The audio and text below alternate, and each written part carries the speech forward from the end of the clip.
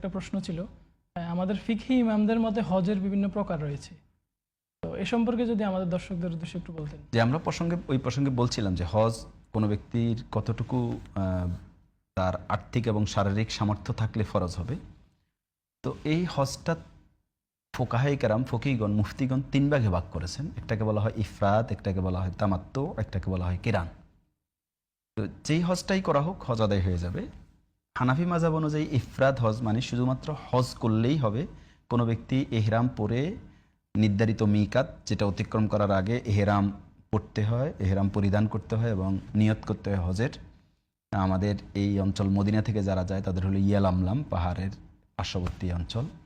তো সেটা অতিক্রম করার আগে তাকে এহরাম বাঁধতে হয় এবং তার হজের নিয়ত করতে হয়। শুধুমাত্র তিনি এই সফরে হজটা করবেন, এটাকে বলা হয় ইফরাদ। আর হচ্ছে তামাত্তু হলো তিনি গিয়ে প্রথমে ওমরা করবেন।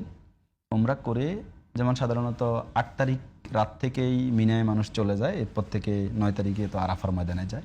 তো কেউ যদি 4 তারিখে, 3 তারিখে বা আরও আগে চলে যায়, 1-2 তারিখে জিলহজ মাসে চলে যায়, তো তিনি এতদিন পর্যন্ত কি করবেন? তিনি গিয়ে প্রথমে এহরাম বেঁধে উমরা করে ফেলবেন। উমরা করে তিনি মাথার চুল ছোট করে, কেউ চাইলে মুন্ডাতেও পারে, চুল ছোট করে তিনি হালাল হয়ে যাবেন, স্বাভাবিকভাবে থাকবেন। কারণ উমরা এহরাম অবস্থায় অনেকগুলো সীমাবদ্ধতার মধ্যে থাকতে হয়, তো তখন আর এই সীমাবদ্ধতা তার থাকতে হবে না। এরপরে নির্ধারিত দিনে যখন হজের সময় আসবে তিনি হজ করবেন, এটাকে বলা হয় তামাত্তু। আরেকটা হচ্ছে এহরাম বেঁধেই তিনি ঢুকবেন মিকাতের মধ্যে, এরপরে তিনি ওমরা করে ওই এহরাম থাকা অবস্থায় একই এহরাম দিয়েই হজ করে ফেলবেন, এটাকে বলা হয় কেরান।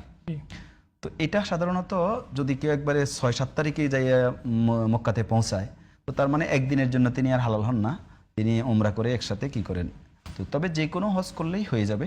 তবে শাফি মালিকি হাম্বলির মত হচ্ছে ওমরা করা যেহেতু ওয়াজিব, এই জন্য সেখানে হয়তো তামাত্তু করা লাগবে, নাহলে কেরান করা লাগবে, ইফরাত করলে শুধু হচ্ছে না। আর হানাফি মাযহাব মতে ওমরা করা যেহেতু সুন্নাহ, অতএব কেউ যদি ওমরা না করে শুধু হজ করে, ইফরাত হজ করে, এতেও কোনো অসুবিধা নাই। তবে হজ জীবনে একবার ফরজ, কেউ যদি একাধিক করে সেটা নফল হিসেবে সাব্যস্ত হবে।